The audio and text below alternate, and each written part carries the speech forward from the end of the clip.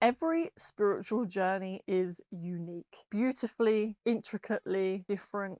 And so I wanted to share with you today my journey from being an atheist, growing up in an atheist household, to where I am now, which is extremely spiritual, have such a strong relationship to the divine, so much knowing and so much, I want to say wisdom, but I really do feel like I'm connected to the wisdom of the divine. And of course, there is so much that I don't know yet, but I have made such a leap from atheism, skepticism, blocks around spirituality to now where I am today, where I could literally sit here and talk about spirituality for hours on end. So if you want to know my journey, and if you also want to maybe have a little bit of confirmation that your spiritual journey is needed on the planet, then this is for you.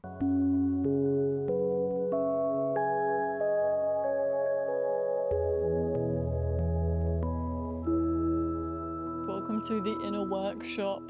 We are back here today with another podcast episode, and I'm so excited to get into this one. The reason why I love this story and why I want to share this story is because it's definitely been something that I have questioned throughout my journey. When that spiritual ego pops in, questioning whether I am spiritual enough, or whether I should be able to talk about spiritual things because I wasn't born knowing that I was a spiritual being, or maybe I was, I just don't remember. I've learned a lot along my journey, and one of them things being that everyone's journey is so unique and completely different, and that is okay. And also the beauty that comes with that. There are other people that speak about how they weren't just born into this life with all these psychic abilities and seeing spiritual things. I definitely do think I did, but I didn't know when I was younger what I know now.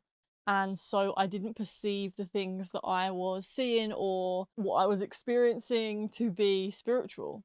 I just thought it was my imagination, and I guess this is probably, now that I'm saying it out loud, something that many people are dealing with. And when you're at a certain level of consciousness, that's how you just see the world. And so let me rewind and go back to the beginning. If you do get any value out of this, please do leave a comment or and subscribe to the channel so that you don't miss any future videos. Your likes and your comments really do help the channel, so thank you so much. And of course, I absolutely love interacting with you guys. I love having connections with you guys and meeting you. So yeah, leave me a little comment and we can have a little chat, and I can't wait to connect with you. Growing up, as I said, I was in an atheist family, meaning that we didn't have any religion.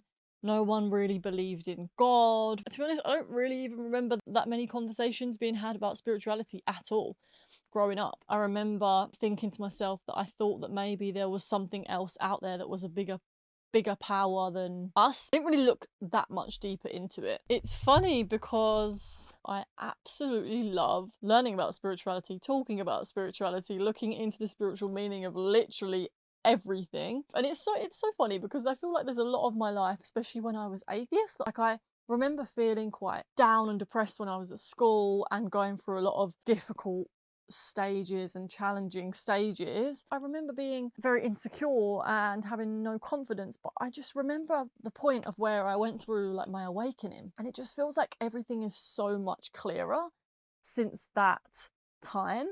And I want to explain how this awakening came about, because it's not like something really bad happened to me and then I just all of a sudden awoken. For me, it was more like years and years of struggling with my self-worth, my confidence, experiencing social anxiety, but not even knowing that I had social anxiety, just going about life unconsciously. And then I remember my brother, one day we were in a room together and he was telling me all about consciousness, and I remember him saying to me, "Amy, did you know that this plant is also consciousness?" And I was like, whoa, I never thought about that. And that for some reason opened my mind up. And now I look back and I think it's mind-blowing, because it makes me think, how could I not have known that? Now knowing what I know now and how expanded my consciousness has become, and the way that I look at life now is just so different. And then at one point he told me about meditation. He said to me that I should try meditating because it will really help me. And it was such a pivotal moment of my spiritual awakening, because I remember being in my bed. It's so funny how when you have these experiences and you just remember exactly where you were, and it's like this memory is so clear that I could feel like I'm there. I was in my bedroom and I was meditating, and it was probably one of the first times I'd tried meditation. It was very early on anyway. It was one of the first times that it was really working for me. And so this was probably about 10 years ago. And I remember having all of these thoughts and observing all of these thoughts that were connected to my childhood. It was like, from observing the thought, I could feel where they were coming from. I could feel where these thoughts about myself, and they were like negative thoughts about myself, I could feel that they were coming from when I was bullied in school, and that I had picked up these beliefs. And it was such a powerful moment for me. I remember thinking to myself, I don't need to believe this about myself. Now I know where it's come from. And I really do think that at that point is where my spiritual awakening really began. And honestly, I didn't even know anything about spirituality then. I remember typing in Google best books about spirituality, and to me, I was so like not spiritual, I didn't identify with any spirituality, that it was such a weird thing for me to do. Like, if I think back and think that I actually Googled that, there was this little bit of intuition that was like, we need to look into this a little bit more and learn a little bit. And at the same time, I remember having this really clear feeling of excitement, like, oh, me, like I could be spiritual. And it was like a little exciting feeling, like this is fun. I just remember it so clearly. Like, it was so weird, that feeling of like a little bit of excitement, like I'm not spiritual, but could I be? And then I remember like one of the first two books that I found online were The Power of Now by Eckhart Tolle and The Secret. And so I bought them both and I started learning. And The Secret maybe was the first one I read. And to be honest, I enjoyed it, but I had this little feeling that there was something missing from it and it wasn't quite deep enough. And when I was reading The Power of Now, I felt like it really was more in depth. It really connected with me. And I remember just like feeling like I was remembering things. Like, everything I was reading, I was like, this makes so much sense. There's a part in the book where Eckhart Tolle says, if you can observe your thoughts, then you realize that you're not your thoughts. You are the one observing them. And that clicked in my head. And I remember where I was then. I was in London and I was walking into my office at work, and I remember having my headphones in and listening to that, and I was like, whoa, that's so true. And it awoke me out of being so identified with thoughts like Eckhart Tolle always speaks about. And it's so funny because it's like these little moments that are slowly unlocking my consciousness more and more. And like, just like the meditation, I awoke out of those thoughts. And then again, when I read Eckhart Tolle's book, it's like it happened again, and it gave me a little bit of context and more understanding. And I loved that book, The Power of Now. It really opened up my whole life. I remember feeling the best I'd ever felt in my life.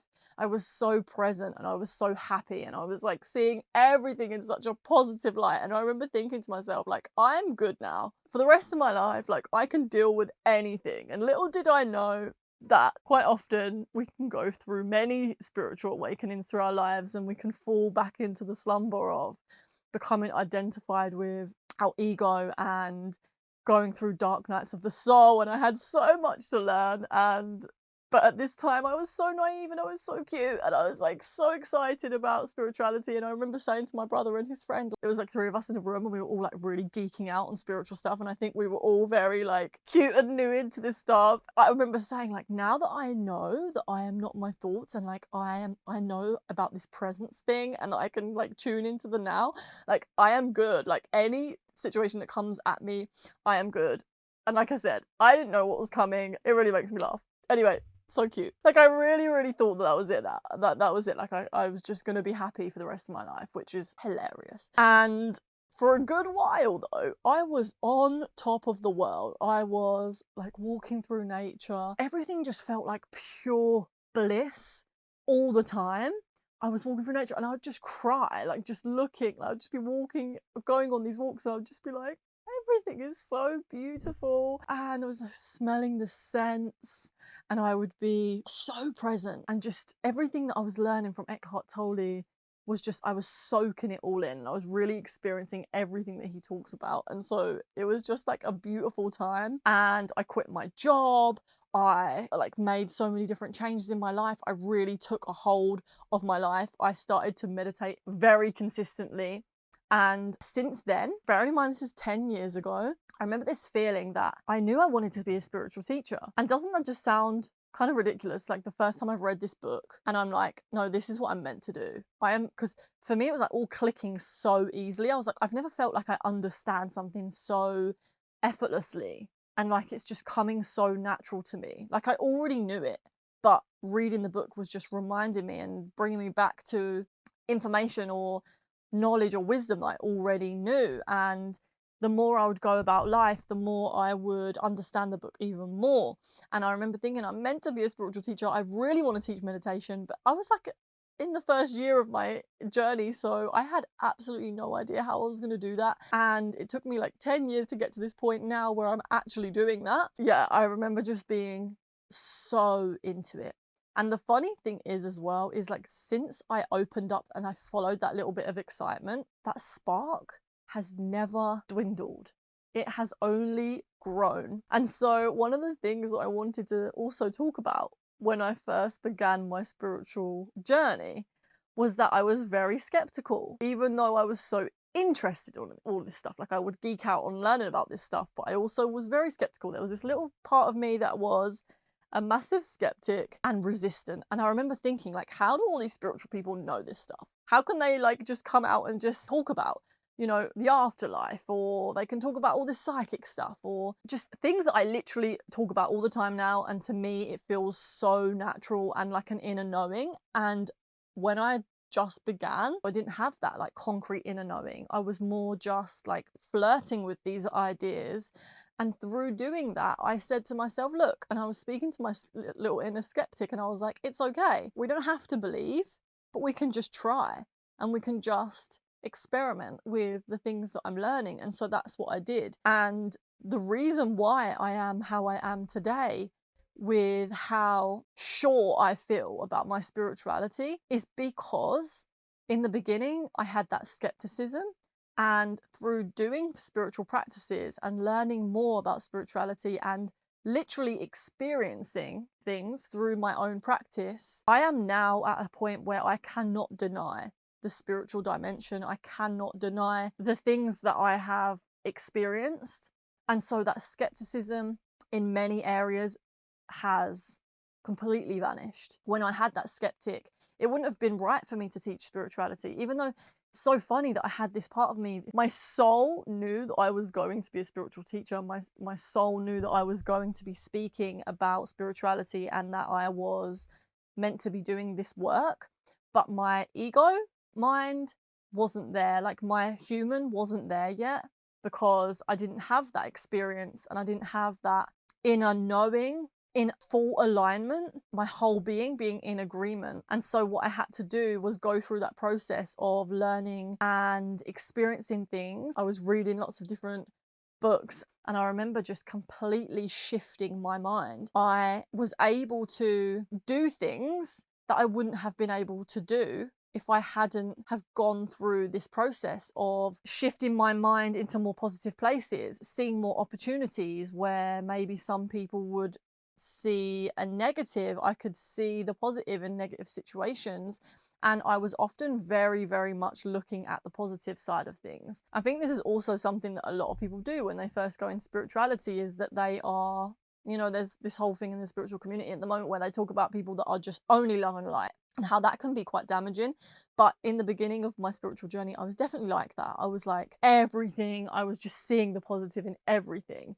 And it was obviously like feeling really good. And then at some point I went into a dark night of the soul, and I went back into unconsciousness, and it was very difficult. And I want to say that this lasted a few years actually, and I was still doing my spiritual practices, but through going through these difficult times, I have expanded my connection with the divine to new levels, from becoming unconscious and then finding my way back to my center, treating my life as a science experiment. I learned so much about the nature of the universe, the nature of our minds, how powerful our perspectives are, and how powerful we are when it comes to healing ourselves and relearning and reprogramming, and meditation has been an absolute gem of a tool. And I definitely think in the beginning of my spiritual journey, I didn't have as much of a strong connection with my intuition. I was very much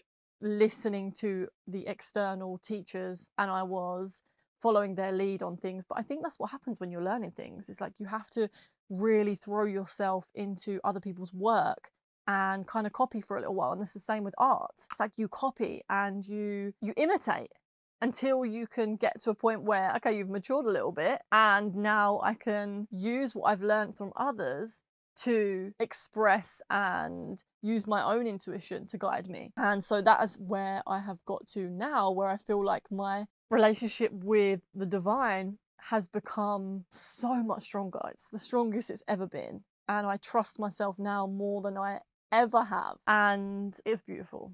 There are miracles happening all the time. And I feel like just recently as well, my spiritual practices have just deepened in a way that I didn't plan, but I have constantly been guided the whole way through this journey, whether that is listening to books or hearing the right message at the right time and then acting on things. And a lot of the time I realized that there's been so much fear that I've had to unblock, and I'm still working through, that has got me to where I am today. Like when I first started my YouTube channel, I wanted a YouTube channel before I became spiritual. As soon as I became spiritual, I knew that I wanted my YouTube channel to be around spirituality. So anything that I would create on YouTube that wasn't around spirituality never felt right. For a while, I was making these YouTube videos about other things. Like I went on a massive journey with it. I was just making whatever, like trends and stuff like that. And then I would make like makeup videos and that didn't feel right. And then I would make art videos and that didn't feel right. I always knew I wanted to make spiritual videos, but there was always this block around it, like, no, I can't do that, I'm not ready. And when I started doing that, it just felt so weird. The right resources came to me at that time as well for me to really start to put into practice what I'm doing now. And that has been an absolute beautiful journey in itself. Just being consistent with showing up with this work that I really just think comes from my soul. It's so fulfilling for me. It's so much bigger than me. It feels like I'm not doing this just because it's feeding my ego. I'm doing this because there is a real need on the earth, from my perspective, for spirituality, for connection with the divine, and for connection to our hearts and our soul. Sorry, it makes me emotional. Wow.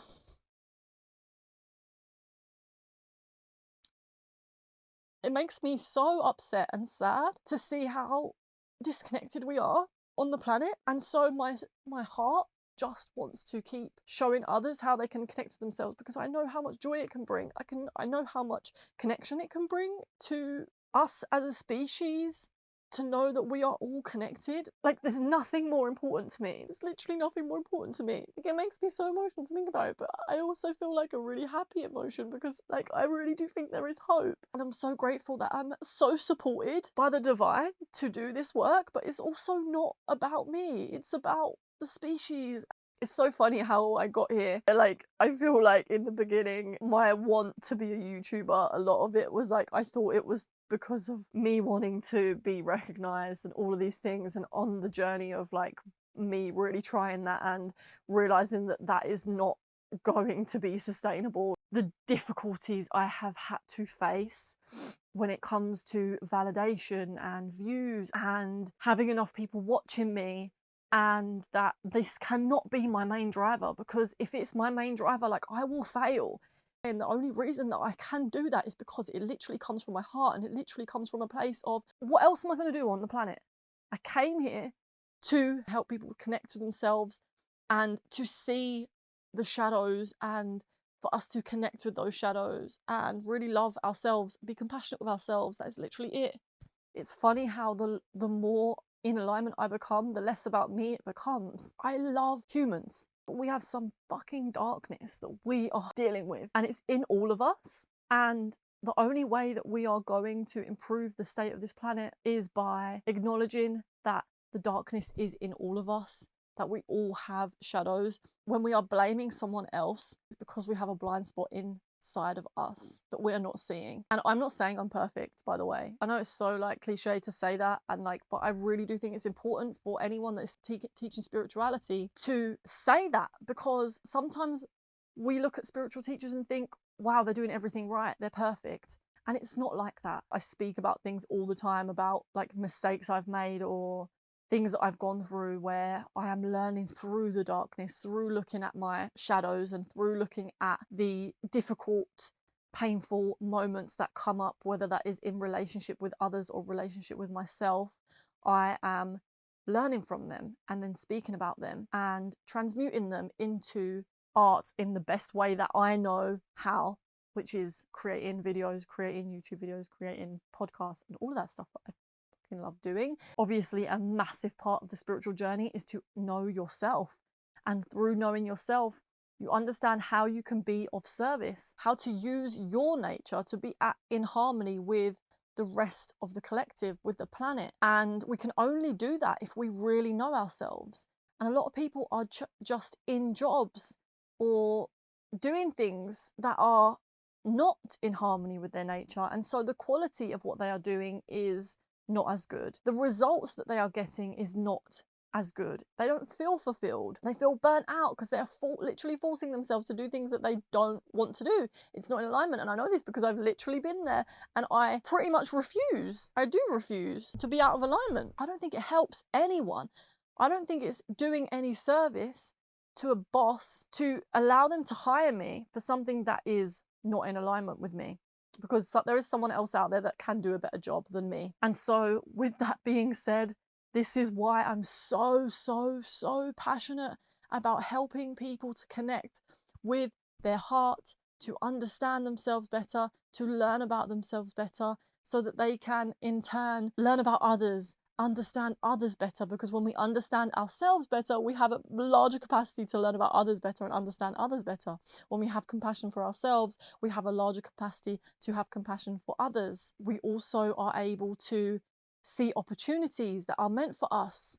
There's so many things that we can open up into our worlds when we just know ourselves a little bit better. We know ourselves to the extent that we can know ourselves through observing how we feel when we're in certain situations and what our intuition is telling us at every step of the way. We have this beautiful, intelligent inner guidance system that has literally flown and manifested from the divine, this unknowable, unfathomable, unexplainable creator. We have come from that. And so we have a connection to that. And when we connect with that, miracles are literally unfolding in real time. Every single day I experience miracles every day. And I get to speak to most beautiful humans. I think the reason why I think that the divine wants us to connect with it is because I am literally being guided to teach others to connect with their own divine. So that is, to me, the divine in me wants others to also connect with their divine. Does that make sense? And once you start to connect with your divine, you will be supported along your path. Whatever the divine is asking of you, the divine will support you to do that. I can say that, and these are the kinds of things that I would listen to other spiritual teachers say, and I'd be like, how do they know that though? Come on, like, and I was so skeptical about it. And now the fact that I can sit here and I can tell you that when you are in alignment and when you are following the guidance of your soul and your heart and the divine, you will be supported. I love the beautiful people that take the time to comment on my podcast and or whatever platform you're seeing this on. Thank you so much for taking the time to do that, because encouragement and support is such a powerful thing, and we really don't understand how powerful we are when we use our energy to uplift and encourage others. So just thank you so much for your support. I definitely go through times where I doubt myself and I slip into unconsciousness, and I'm working through these things, you know, when they come up. And so then the little glimmers, them little sparks of your encouragement, I'm just so grateful for, because it has helped me to get to where I am now. And so, yeah, thank you so much. If you got any value from this podcast, please do like, subscribe, and leave a little comment, because, as I said, it's very helpful. And yeah, subscribe for future podcasts. I will see you in the next one. Peace, namaste. Have a beautiful day.